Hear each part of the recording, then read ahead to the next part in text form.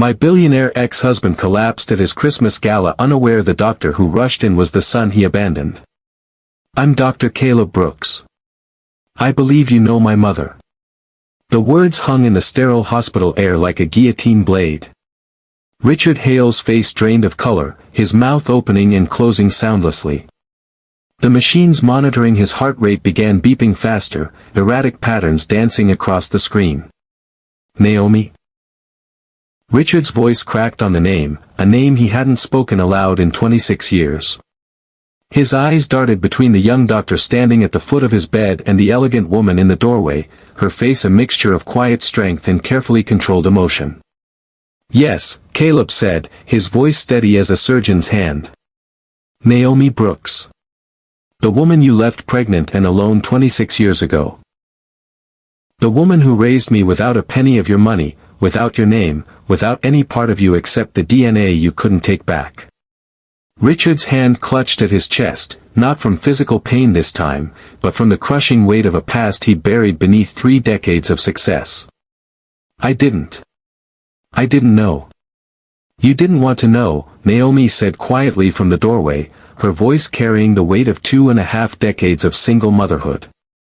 There's a difference, Richard. A very important difference. Welcome to Mr. Stevens Stories, where we bring you life lessons wrapped in unforgettable narratives. If you're new here, hit that subscribe button right now because stories like this one, stories about consequences, redemption, and the price we pay for our choices, these are the stories that change how we see the world. And if this opening has already grabbed you, do me a favor and drop a like on this video. Trust me, you're going to want to see how this unfolds. Now, let me take you back to where it all began, to the night when Karma walked through the door wearing a doctor's coat. The Grand Riverside Hotel ballroom sparkled like a jewelry box tipped on its side. Every surface caught and reflected light. Chandeliers hung from vaulted ceilings, each crystal prism splitting the glow of 1,000 candles into rainbow fragments that danced across marble floors. The air smelled of expensive perfume, aged wine, and the particular scent of wealth that comes from too much money concentrated in too small a space. Richard Hale stood at the mahogany podium, 61 years old and every inch the titan of industry. His custom tuxedo, tailored by a designer whose waiting list stretched 2 years, fit perfectly across shoulders that had carried the weight of a business empire for nearly 3 decades. Around him, Riverton's elite mingled and networked. Crystal champagne flutes clinked in practiced toasts. Men in $1,000 watches discussed quarterly returns. Women draped in diamonds whispered about vacation homes and charity boards. Outside the towering windows, the city of Riverton stretched into the winter darkness, lights twinkling like earthbound stars. It was the city Richard had conquered, the city where his name appeared on buildings, on hospital wings, on business school lecture halls. Everything he touched had turned to gold, or so the story went. Everything except the things that actually mattered. Ladies and gentlemen, Richard began, his voice commanding the room with the practiced ease of someone who'd spent his life making people listen. The conversations died away. Heads turned. Attention focused like a spotlight. Tonight we celebrate not just success, but legacy. The word caught in his throat. Legacy. The syllables felt strange on his tongue, heavier than they should be. His vision blurred at the edges, the sea of faces before him swimming like reflections on disturbed water. The ballroom tilted. His chest tightened, a vice grip crushing the breath from his lungs, squeezing his ribcage like a giant fist made of iron and ice. The legacy we build, he continued, forcing the words out even as sweat beaded on his forehead, is measured not in dollars but in the lives we touch, the communities we strengthen, the future we create for those who come after us. The irony of those words would haunt him later. If there was a later. The microphone slipped from fingers that suddenly wouldn't obey. His knees buckled. The polished marble floor rushed up to meet him, and the last thing Richard Hale saw before darkness swallowed him whole was the chandelier above, its crystals still spinning light into the void where his consciousness used to be. Panic rippled through the crowd in waves. A woman screamed. Champagne flutes shattered against marble. Men fumbled for phones with hands made clumsy by shock. The orchestra in the corner stumbled to a discordant halt, violins squeaking into silence. Someone call 911. Is he breathing? Give him space. Oh my God, is he dead? The voices overlapped, a cacophony of fear and confusion. Riverton's elite, so polished and controlled moments before, dissolved into chaos. They were good at boardroom negotiations and charity galas, but death, real death, visceral and immediate, this was foreign territory. Then, cutting through the noise like a blade through silk, a voice. Calm. Authoritative. Young. I'm a doctor. Please step back. The crowd parted. A young man in his mid-20s moved through the opening with purposeful strides. He wore dark slacks and a crisp white shirt, no jacket, his sleeves already rolled to his elbows as if he'd been preparing for this moment. His face carried the kind of calm that only comes from having seen crisis before, from having trained your body to slow down when everyone else speeds up. Dr. Caleb Brooks dropped to his knees beside Richard's collapsed form without hesitation. His hands moved with practiced efficiency, fingers finding the carotid pulse, checking for breathing, loosening the bow tie that had become a noose around Richard's neck. Sir, can you hear me? Caleb's voice was steady, clinical, the voice of someone who'd learned to separate emotion from action. Sir, I need you to stay with me. No response. Richard's face had gone gray, his lips slightly blue. Not good. Caleb's mind shifted into the systematic protocols drilled into him through years of medical training. Airway, breathing, circulation. ABCs. The foundation of emergency medicine. He tilted Richard's head back, checked the airway. Clear. Placed his ear near Richard's mouth. Breathing, but shallow. Weak.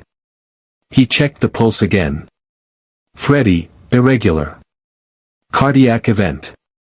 Almost certainly a heart attack, possibly complicated by arrhythmia. Someone get me an AED if this building has one, Caleb called out without looking up. And tell me 911 is already on the way. They're coming, a woman's voice answered from somewhere in the crowd. 5 minutes out. 5 minutes. Caleb's hands moved to Richard's chest, fingers interlaced, positioned over the sternum. He started compressions, counting silently, maintaining the rhythm. 30 compressions, then rescue breaths. Again. And again. His medical training had taken over completely now, his body moving through the motions while his mind monitored, assessed, adjusted. No one in that glittering crowd, watching this young doctor fight for Richard Hale's life, knew the truth. The cosmic joke that fate was playing. The circle being closed. The doctor saving the billionaire's life was the son Richard had abandoned 26 years ago, before the boy had taken his first breath. The child he'd discarded like a bad investment. The responsibility he'd deemed inconvenient to his ambitions. But there was someone who knew. Someone standing in the shadows near the floral arrangements she'd been contracted to style for this event. Someone whose heart was hammering against her ribs hard enough to crack them. Naomi Brooks stood frozen, one hand pressed against her mouth, the other gripping the edge of a table to keep herself upright. The room spun around her, but not from the champagne she hadn't touched. From recognition. From the impossible coincidence that felt more like divine intervention or cosmic revenge. She recognized Richard instantly, even after 26 years. The silver at his temples was new. The expensive tailoring, the confident bearing, the aura of wealth and power, these were additions time had granted him. But the shape of his hands, still elegant and long-fingered. The line of his jaw, still strong despite the softness age had added to his face. The small scar above his left eyebrow from a childhood bicycle accident he'd told her about during one of those late-night conversations when they believed they had forever. These things she'd memorized in another lifetime, in another version of Riverton where they'd both been young and she'd been foolish enough to believe in promises. And now, kneeling beside him, performing CPR with steady competent hands, was their son. Her son. The boy she'd raised alone.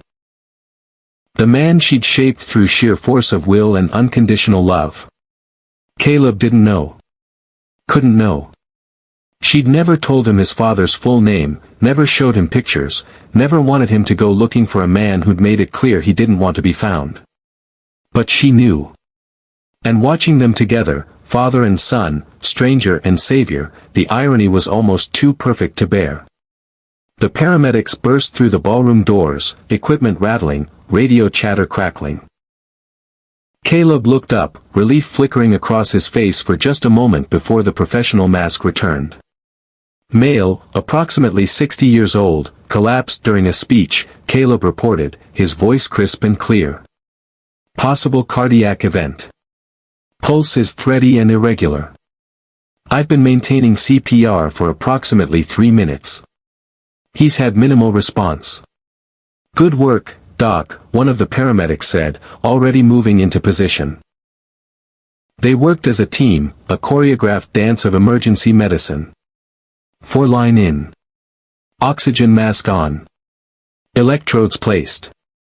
The portable heart monitor beeped to life, displaying the erratic rhythm Caleb had suspected. V-fib, the lead paramedic confirmed. Charging to 200. Clear. Richard's body jerked as the electricity coursed through him. The monitor beeped. Still irregular.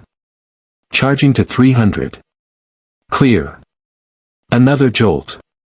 Another convulsion. The monitor's beeping steadied, found a rhythm. Not perfect, but better. Survivable. We've got sinus rhythm, the paramedic announced.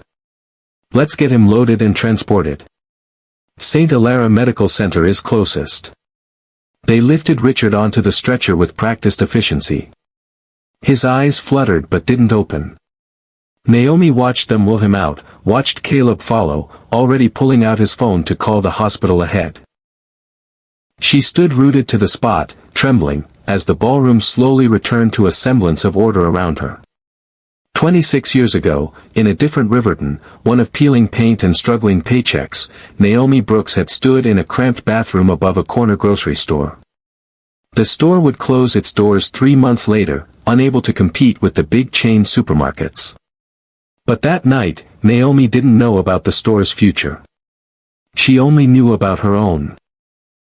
2 pink lines stared back at her from the pregnancy test, impossibly bright against the dingy tile and flickering fluorescent light. Her hands trembled as she set the test on the edge of the sink, as she gripped the porcelain and tried to remember how to breathe. She was 23 years old. Working 2 jobs. Living in a studio apartment where the heat only worked sometimes and the neighbors fought loud enough to rattle the walls. And she was pregnant. Richard. She had to tell Richard. They'd been together for 8 months. Not long, but long enough to have exchanged I love yous, to have made plans, to have talked about someday in the way young couples do when forever seems both distant and inevitable. He was 28, already rising fast in his family's real estate development company. Ambitious. Driven. But kind to her, or so she thought. Attentive. Present. Until she called him that night. Her hands shook as she pulled up his contact. Still at the top of her favorites list. Still labeled with a heart emoji that now felt like mockery. She hit call before she could lose her nerve. He answered on the 3rd ring. Hey, babe. What's up? Just his voice made her want to cry. The casual warmth in it. The assumption that everything was fine, that nothing had changed, that their world hadn't just tilted on its axis. Richard, I need to talk to you about something, she said, forcing the words past the lump in her throat. It's important. Okay. A pause. A shift in his tone. You sound weird. What's wrong? I'm pregnant. The silence that followed was heavy enough to crush bones. Naomi counted heartbeats, listening to the nothing on the other end of the line. 5 seconds. 10. 15. Each one stretching into eternity. When Richard finally spoke, his words came carefully measured, each one a small death. Are you sure? I just took a test. Yes. I'm sure. Another pause. Shorter this time, but sharper. Okay. Okay, let me think. Let me think. Not we'll figure this out.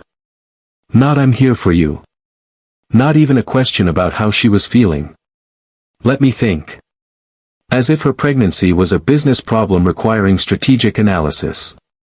Naomi. His voice had changed, gone distant and formal. The timing isn't right for this. My mother is about to finalize the transfer of the company shares. I'm in line to take over the Eastern Division.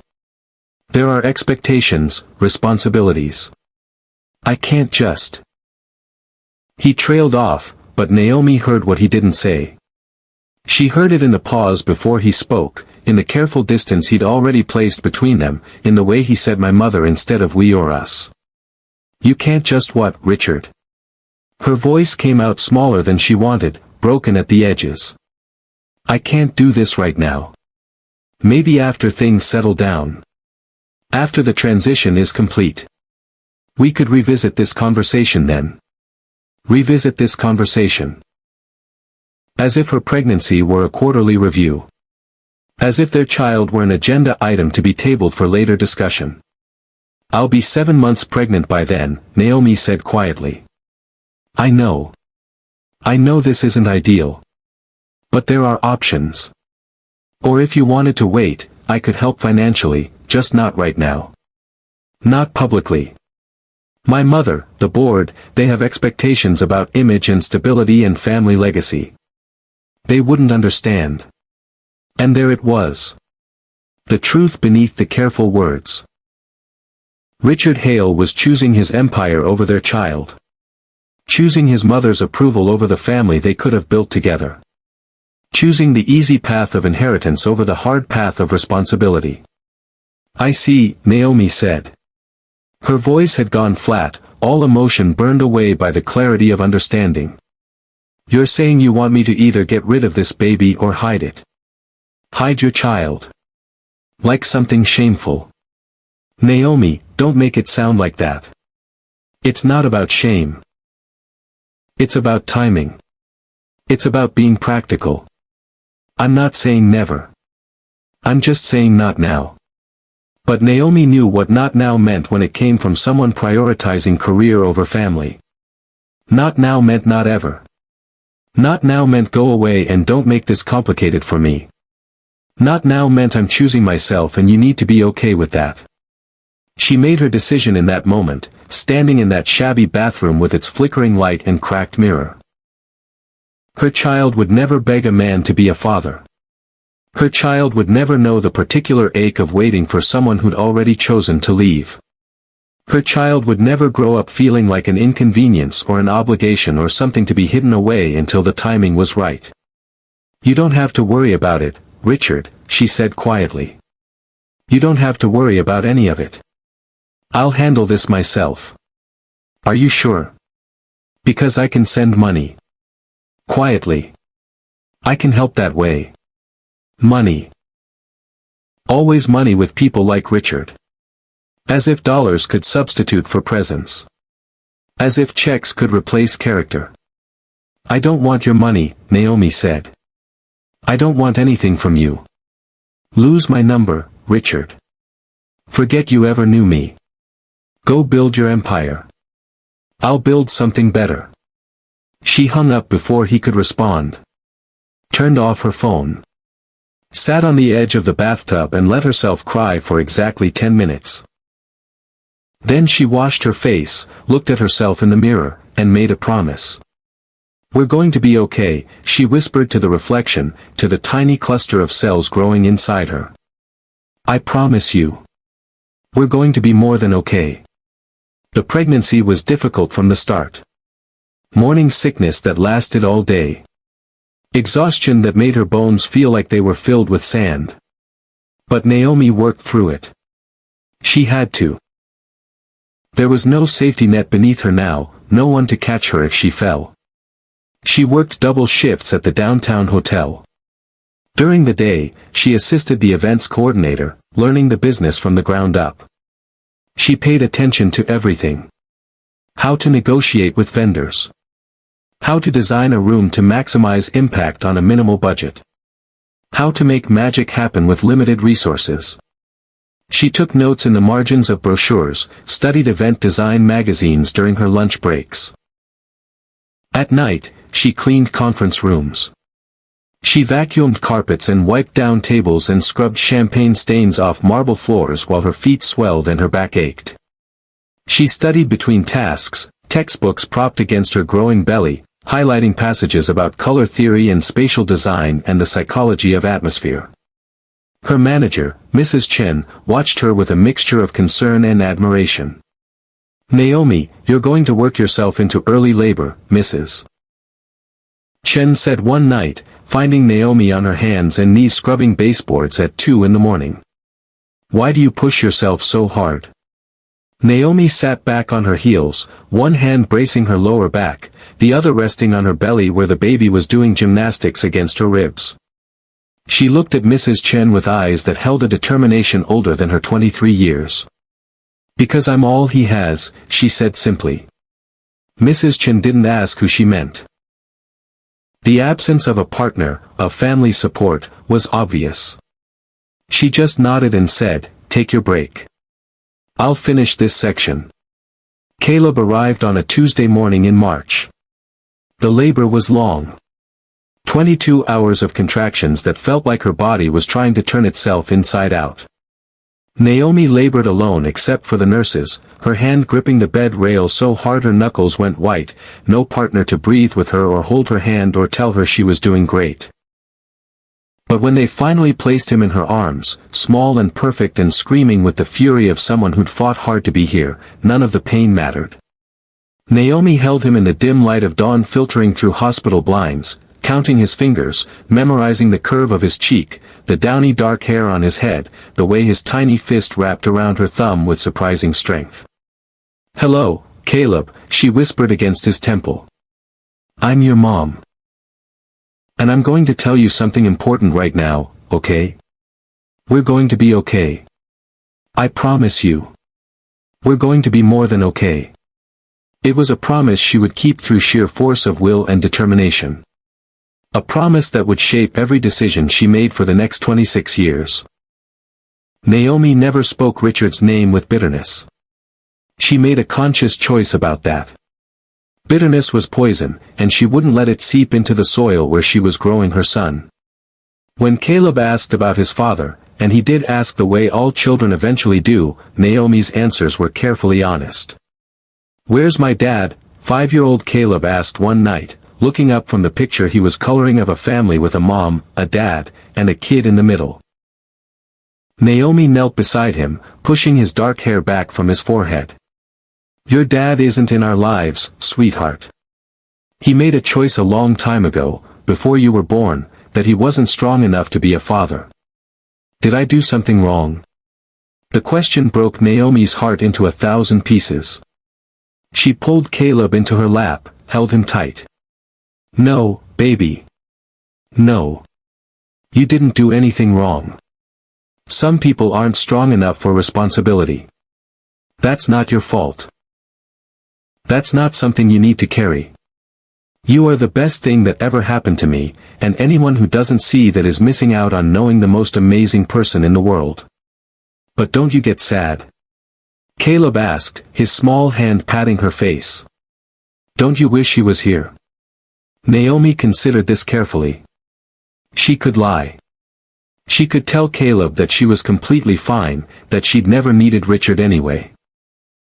But that would be teaching him to hide pain instead of acknowledging it, to pretend strength instead of finding real courage.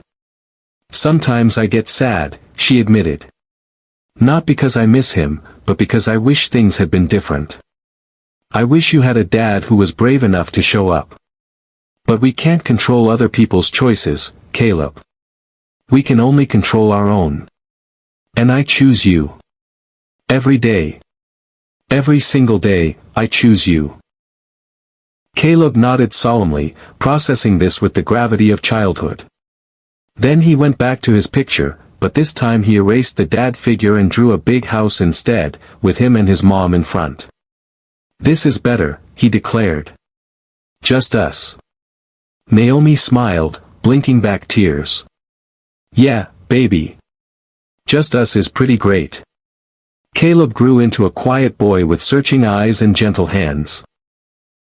He was the kid who brought home injured birds and tried to nurse them back to health in shoeboxes lined with tissue paper. The kid who shared his lunch with the boy whose family couldn't afford the cafeteria food. The kid who asked questions that made teachers pause and really think about their answers. When he was 12, Naomi started taking him with her to events she coordinated. He helped her set up chairs, arrange centerpieces, troubleshoot problems. But what caught her attention was the way he gravitated toward people. At a fundraiser for the local free clinic, Caleb spent half the night talking to the nurses, asking them about their work, watching with careful attention as they explained triage protocols and basic first aid. "Mom," he said on the drive home that night, staring out the window at Riverton's lights. "I think I want to be a doctor." "Yeah." Naomi glanced at him, saw the serious expression on his young face. "That's a big dream, sweetheart." "I know. But I was watching them tonight, the nurses and doctors at the clinic. They help people who can't afford regular hospitals. People like us. And I kept thinking, that's what I want to do. I want to help people who need it most." Naomi's throat tightened. Her 12-year-old son had just articulated a calling, a purpose. And it was rooted in compassion, in service, in choosing to heal rather than to accumulate. "Then that's what you'll do," she said firmly. "We'll figure it out. We always do." And they did. Caleb threw himself into his studies with single-minded focus. He volunteered at the free clinic every weekend, shadowing doctors and nurses, absorbing everything they taught him. He watched with careful attention as they tended to people who couldn't afford proper care, witnessed the particular grief of suffering that money could have prevented. By 16, he had a full scholarship to university for pre-med. By 22, he was in medical school. By 26, Dr. Caleb Brooks wore scrubs at St. Hilaire Medical Center with the same natural ease other men wore their family names. He'd done it all without a penny from Richard Hale. Without the connections or advantages that came from wealth. He'd done it through merit and determination and the foundation his mother had built for him with her own 2 hands. While Caleb built his medical career, Naomi had built something too. Her event styling business started small. A few weddings for friends.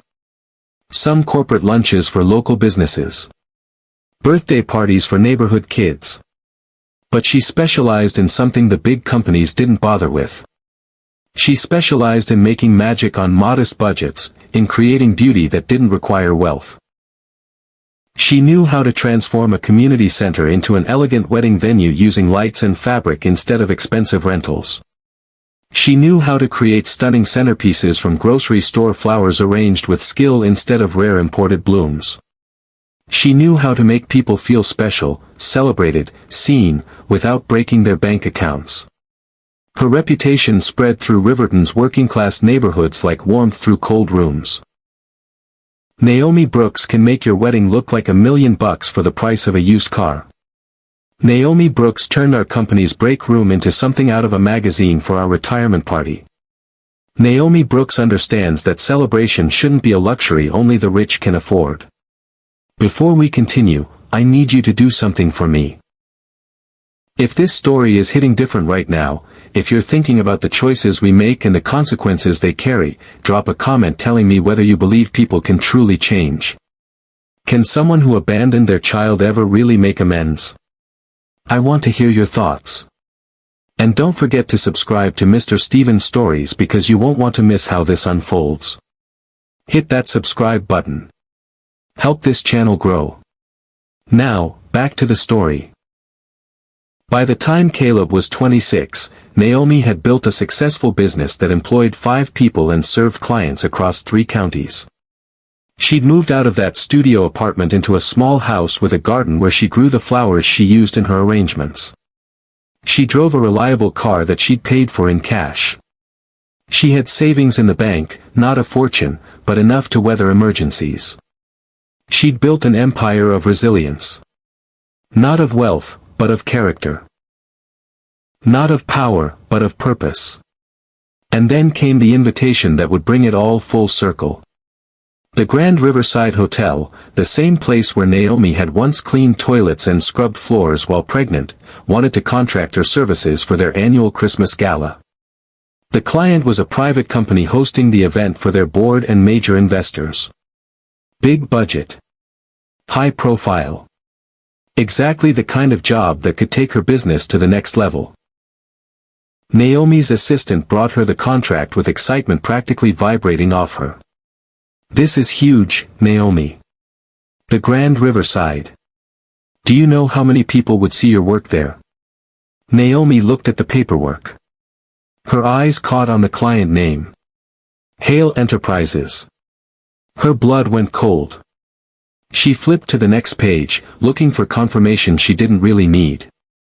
Event host, Richard Hale, CEO.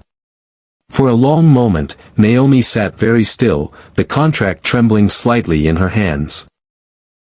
26 years. She hadn't seen Richard Hale in 26 years. Hadn't spoken his name aloud in nearly as long. Had built an entire life, raised an entire child, become an entire different person in the time since he'd chosen his inheritance over their family. She should say no. Should decline the contract, protect herself from the emotional minefield of being in the same room with him. It would be the smart choice, the safe choice. But Naomi had never chosen safe. Safe would have been terminating the pregnancy like Richard had delicately suggested. Safe would have been accepting his money and his conditions. Safe would have been easier. Instead, Naomi had chosen hard. Had chosen dignity. Had chosen to prove that she could stand on her own, could build something meaningful, could raise a son to be a better man than his father. And now, 26 years later, she could prove it one more time. "Accept the contract," Naomi told her assistant. "I'll handle this one personally." Part of her acceptance was professional. This was a good opportunity. But part of it, if she was honest with herself, was a test. Could she stand in the same room with the man who'd abandoned her and feel nothing? Could she finally prove that she'd moved beyond him, that he no longer had any power over her emotions or her peace? The night of the gala, Naomi arrived early to oversee the floral arrangements. The Grand Riverside Hotel looked different from her perspective now.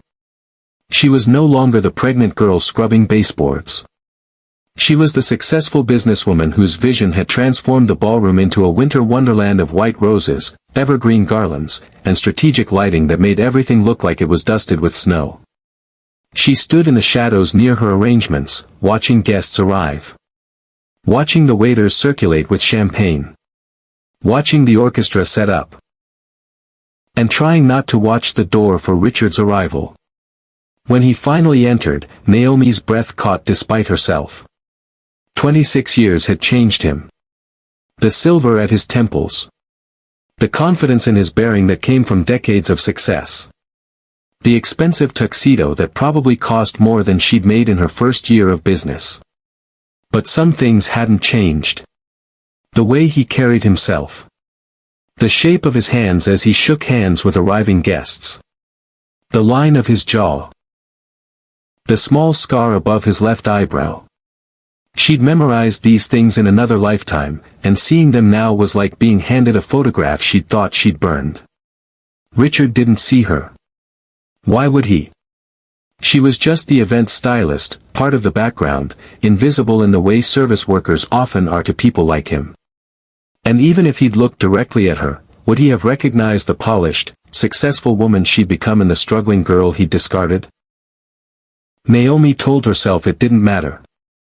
She'd moved on. Built a life. Raised a son.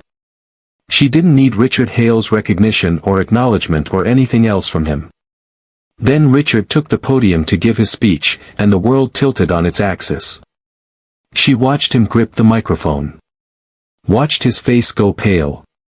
Watched confusion flicker across his features. And even before he collapsed, even before the crowd started screaming, Naomi knew something was terribly wrong. The microphone hit the floor with a screech of feedback. Richard followed, his body crumpling like a marionette with cut strings. Panic exploded through the ballroom. And Naomi stood frozen, her hand pressed to her mouth, her heart hammering, as a young doctor pushed through the crowd. Caleb. Her son. Their son. Moving with calm competence toward his father's collapsed form. The cosmic joke was too perfect. Too cruel. Too poetically just. Naomi watched, unable to move, unable to breathe, as Caleb knelt beside Richard and began CPR. Watched her son's hands, trained in healing, working to save the life of the man who'd abandoned him before birth. Watched past and present collide with the force of fate or divine intervention or karma finally coming due. At St. Hilaire Medical Center, in the antiseptic aftermath of crisis, Dr. Lewis Carter clapped Caleb on the shoulder hard enough to make him stumble slightly. "Hell of a save, Brooks," Carter said, grinning. "Seriously. Guy flatlined twice in the ambulance. If you hadn't started CPR when you did, we'd be having a very different conversation right now." Caleb stripped off his gloves, deposited them in the hazardous waste bin. His hands were steady, but his mind was racing. He'd saved a life tonight. That was good. That was his job. That was what he trained for. So why did he feel so unsettled? "Just doing my job," Caleb replied, his voice neutral. Still. Richard Hale. The Richard Hale. Carter shook his head in wonder. "The guy has buildings named after him. And you saved his life at a Christmas party. That's the kind of story they tell at medical school orientations. I guess." Carter paused, studying Caleb's face. "You okay? You seem weird. Just tired. It's been a long shift." "Fair enough. Hey, funny coincidence though." Caleb's hand stilled on the sink where he was washing up. Something in Carter's tone made his chest tighten. "What's that?" "Your blood type and his. Both AB negative. Super rare. Only about 1% of the population. And I could swear I heard someone mention his original surname was Brooks, before he rebranded the family company. Small world, right?" The water ran over Caleb's hands, too hot, scalding, but he didn't move to adjust it. His mind was doing rapid calculations, connecting dots he'd never thought to connect before. AB negative. The rarest blood type. He'd inherited it from his father, his mother had told him. His absent father whose name she'd never shared, whose identity she'd protected for Caleb's own good. And Richard Hale's original surname was Brooks. The same as his mother's maiden name. The same as the name Caleb carried. "Yeah," Caleb said quietly, his voice sounding distant to his own ears. "Small world." Carter wandered off, oblivious to the bomb he'd just detonated. Caleb stood at the sink, water running, mind reeling. It couldn't be. The odds were astronomical. Riverton was a city of 500,000 people. Lots of people named Brooks. Lots of people with rare blood types. Coincidences happened. But Caleb had been trained to trust patterns, to look for connections, to diagnose based on evidence. And the evidence was starting to paint a picture he didn't want to see. His mother had never told him his father's name. Never shown him pictures. Never revealed details. But she'd told him enough. A young man from Riverton. Someone who'd chosen career over family. Someone who'd offered money but not presence.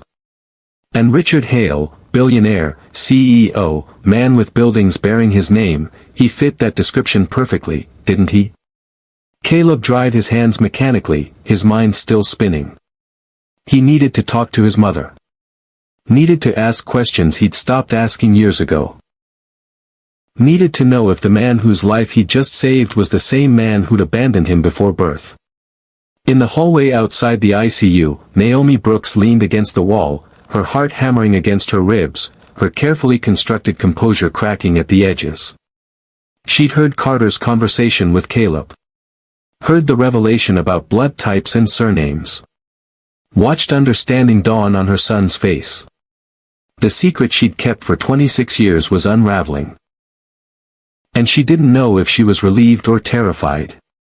In his private room, Richard Hale lay staring at sterile ceiling tiles, his chest aching with more than physical pain. The machines around him beeped steadily now, his heart rate stabilized, his condition listed as serious but stable. But Richard felt anything but stable. He'd collapsed giving a speech about legacy. The irony wasn't lost on him. He'd spent 3 decades building an empire, accumulating wealth, collecting achievements like some people collected stamps. His name was on buildings.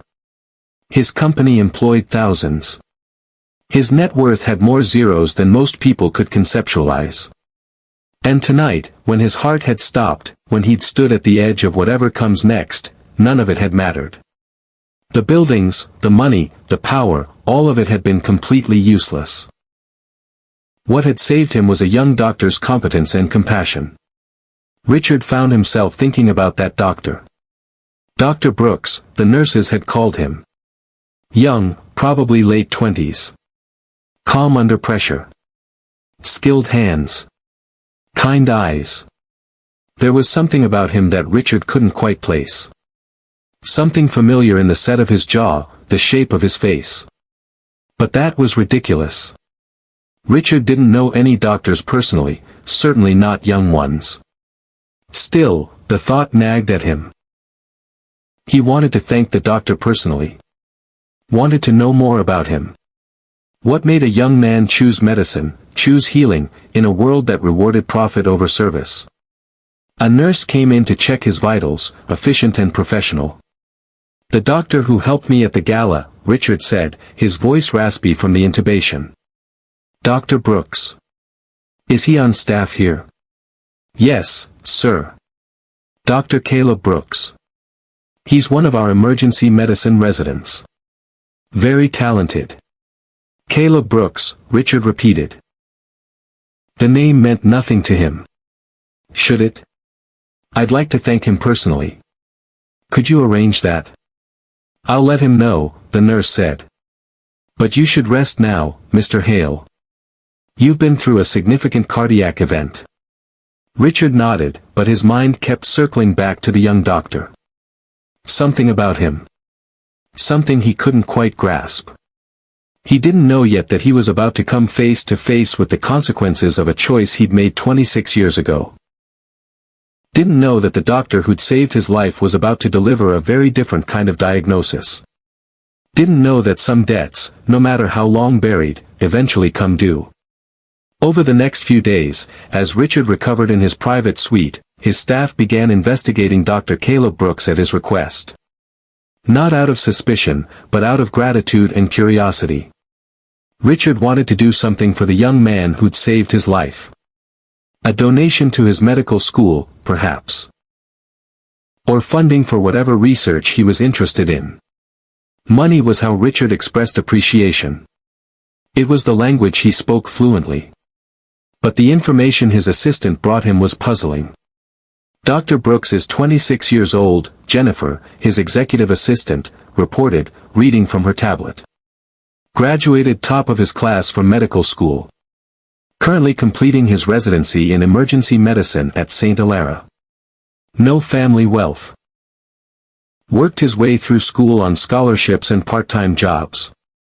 Mother is Naomi Brooks, who runs a successful event styling business in Riverton. Richard's pen froze mid-signature on the document he'd been reviewing. What did you say? His mother is Naomi Brooks. She owns Brooks Event Design. Actually, she was the stylist contracted for your gala. Small world. The pen slipped from Richard's fingers. Naomi. Naomi Brooks. A name he hadn't allowed himself to think about in over 2 decades.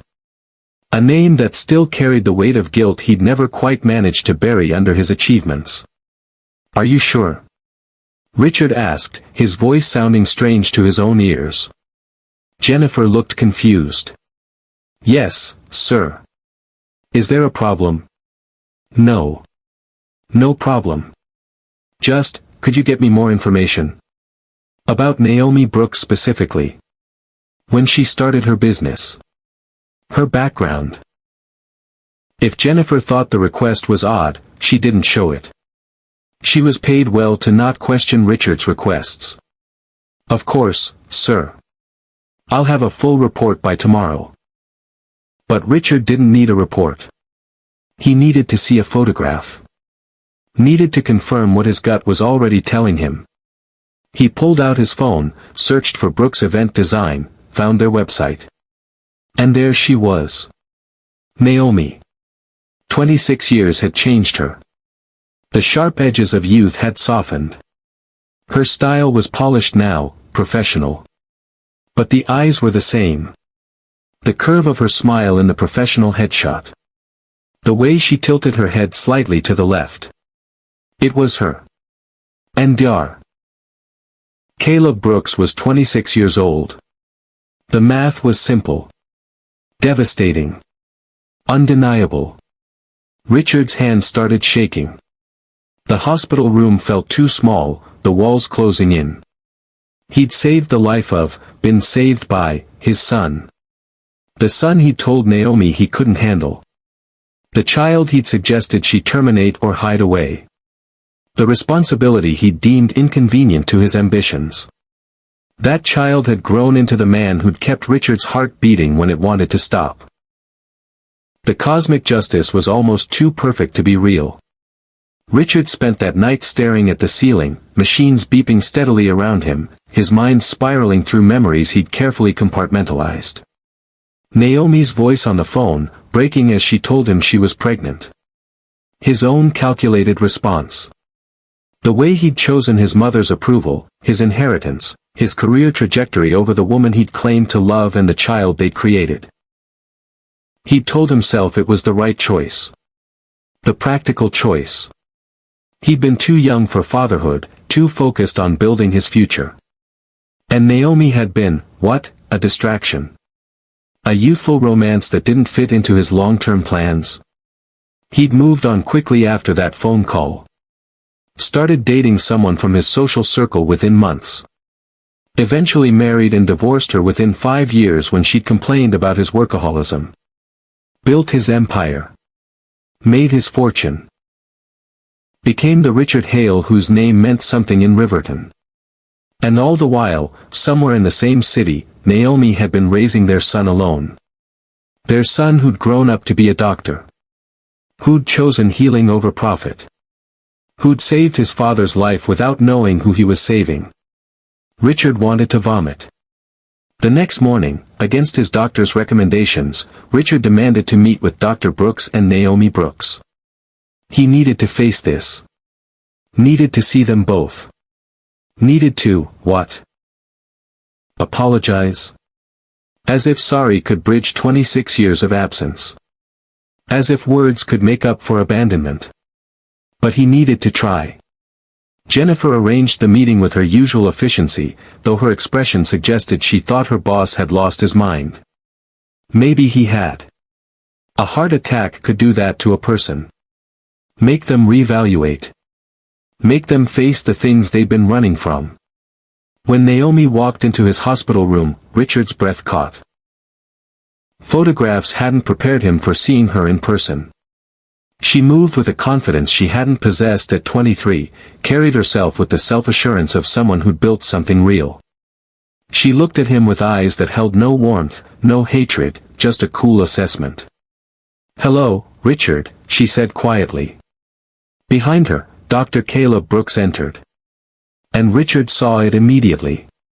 The resemblance. The shape of the eyes, the same as Richard's mother's. The jawline, the same as Richard's own. The posture, the way he held himself. This was his son. His child. The baby he'd rejected was standing in front of him, a grown man, a doctor, someone who'd become extraordinary without Richard's help or presence or name. Naomi, Richard managed to say. I mean. Yes, Naomi said simply. This is Caleb. Your son. The child you didn't want. Caleb stood very still, his face carefully neutral. He'd clearly put the pieces together himself, had time to process the revelation. But his eyes, when they met Richard's, held a mixture of emotions too complex to parse. Richard opened his mouth, but what could he possibly say? I'm sorry felt inadequate. I didn't know was a lie. I was wrong was obvious. I'm Dr. Caleb Brooks, Caleb said finally, his voice professionally polite. I believe you knew my mother 26 years ago. The formal tone was deliberate. A boundary. A statement. You are my patient, not my father. You are a stranger who happens to share my DNA. Caleb, Richard started, then stopped. The words caught in his throat, tangled with guilt and shame and the crushing weight of regret. I didn't know. I didn't know she was here. Didn't know you were the doctor who saved your life. Caleb finished for him. Yes. Ironic, isn't it? The son you didn't want grew up to be the person who kept you alive. The words weren't said with anger. That would have been easier. They were said with a calm, clinical detachment that was somehow worse. As if Caleb had already processed this, had already decided Richard wasn't worth the energy of strong emotion. I don't expect anything from you, Caleb continued. I didn't save your life for gratitude or recognition or some tearful reunion. I did it because that's who I am. That's what I do. I'm a doctor. I save lives. Even lives of people who don't deserve it. The implication hung in the air. Even your life. Caleb, Naomi said gently, a hand on her son's arm. But he shook his head. No, Mom. He should hear this. Caleb turned back to Richard, and for the first time, emotion crept into his voice. You had nothing to do with who I became. Nothing. Every good thing about me, every achievement, every choice to help instead of harm, that came from her. From my mother, who worked double shifts while pregnant. Who studied event design textbooks between cleaning toilets. Who raised me alone and never once made me feel like I was anything other than wanted. Loved. Chosen. Richard's eyes burned. When was the last time he'd cried? He couldn't remember. You could have had this, Caleb said, gesturing between himself and Naomi. You could have had a family. A son who looked up to you. A partner who loved you. But you chose money instead. Power. Your mother's approval. And that's fine. That was your choice to make. But don't sit there now and act like you're the victim of circumstances. You knew about me. You knew she was pregnant. And you chose yourself. You're right, Richard said hoarsely. You're absolutely right. I did choose myself. I chose wrong. And I've spent 26 years building an empire that means nothing, that saved nothing when my heart stopped, that impressed no one who mattered. I chose wrong, Caleb. And I don't expect forgiveness. I don't deserve it. No, Caleb agreed. You don't. Silence filled the hospital room. The machines beeped. Outside, in the hallway, life continued. Nurses walked past. Other patients recovered or declined. The world kept turning, indifferent to the small tragedy playing out in room 412. Naomi finally spoke, her voice quiet but steady. We didn't come here for your apologies, Richard. We came because you insisted on this meeting. Because you figured it out and wanted, what? Closure. Absolution. What did you think would happen here? Richard looked at her, really looked at her. At the strength in her posture. The success she'd built from nothing. The son she'd raised to be everything Richard himself wasn't. I don't know, he admitted. I just needed you to know that I know. That I see what I missed. Who I missed. I needed you to know that I was wrong. So completely, devastatingly wrong. We already knew you were wrong, Naomi said. We've known that for 26 years. What we don't need is your guilt. Caleb and I, we built good lives. Happy lives. Lives full of purpose and meaning. We didn't need you then, and we don't need you now. She stood, smoothed her skirt. Caleb moved toward the door. Wait, Richard said desperately. Please. Is there any way I could, I don't know, be part of his life now? I know I have no right to ask. But if there's any chance. Caleb turned back, and for the first time since entering the room, something like pity crossed his face. Mr. Hale, he said formally. You're my patient. You suffered a serious cardiac event, and you'll need follow-up care. I can recommend excellent cardiologists. But beyond that? Beyond the doctor-patient relationship? We have nothing. You don't get to show up 26 years late and claim fatherhood like it's a title you can buy. I understand, Richard whispered. I don't think you do, Caleb said. Because if you did, you wouldn't have asked. Fatherhood isn't biology. It's showing up. It's being present. It's sacrifice and commitment and choosing someone else over yourself every single day. My mother did that. She was both parents to me. You were nothing. You are nothing to me except the patient I treated. And that's all you'll ever be. He left. Just walked out, shoulders straight, head high. The son Richard had abandoned, walking away with the same finality Richard had walked away with 26 years ago. Naomi paused at the door. For what it's worth, Richard, she said, not unkindly, I hope you recover. I hope you live a long life. And I hope you spend it thinking about the choices you made and the family you threw away. Not because I want you to suffer, but because maybe, just maybe, you'll make better choices going forward. Maybe you'll be better to the next person who needs you. Then she was gone too, leaving Richard alone in his hospital room with machines and monitors and the crushing weight of consequences he'd spent 26 years avoiding. 2 months after the gala, Richard Hale returned to work. His doctors cleared him with restrictions, modifications to his lifestyle that made concessions to his mortality. Less stress. Better diet. Regular exercise. No more 18-hour days at the office. He followed their recommendations mechanically, but something in him had fundamentally changed. The fire that had driven him for 3 decades had dimmed. The ambition that had once felt like purpose now felt hollow. He attended board meetings and made decisions and signed documents, but his mind wandered. To a young doctor with steady hands and kind eyes. To a woman who'd built beauty from nothing while he'd built towers from other people's labor. To the family that could have been his if he'd been brave enough to choose differently. One evening, sitting in his penthouse overlooking Riverton, Richard made a decision. He couldn't undo the past. Couldn't reclaim the years he'd lost. Couldn't force forgiveness from people who owed him nothing. But he could change what came next. He started small. Anonymous donations to the free clinic where Caleb had volunteered as a boy. Funding for medical scholarships for students from low-income backgrounds. Grants for small businesses owned by single mothers trying to build something for their children.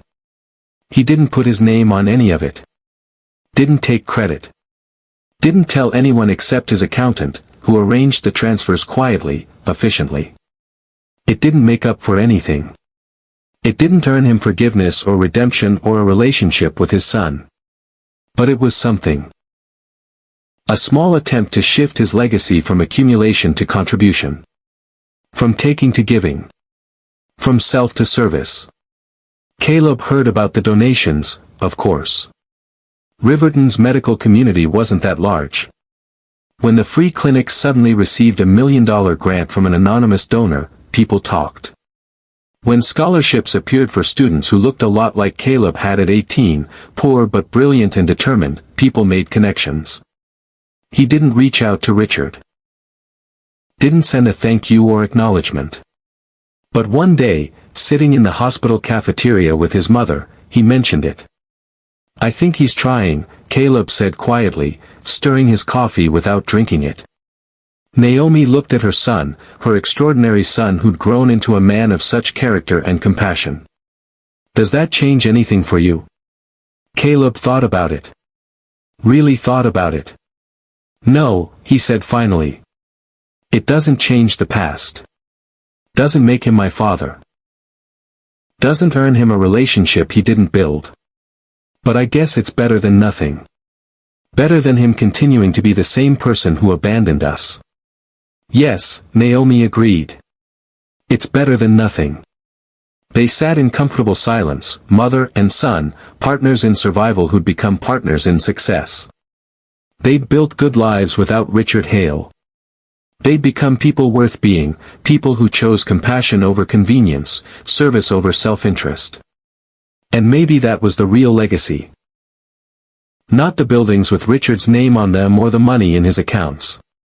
Not even the donations he was making now, trying to buy back what he'd lost. The real legacy was sitting across from Naomi, drinking bad hospital coffee, about to start a shift where he'd save lives without asking whether the patients deserved it. The real legacy was the choice Naomi had made 26 years ago to build something beautiful from abandonment. To turn rejection into resilience. To prove that one person's failure doesn't have to define another person's future. Richard Hale collapsed at his Christmas gala, and the doctor who saved his life was the son he'd abandoned. But the real story wasn't about Richard at all. It was about Naomi and Caleb. About the family they'd built from nothing. About the legacy of love and determination and choosing the harder right over the easier wrong. It was about two people who proved that you don't need a billionaire's resources to build something that matters.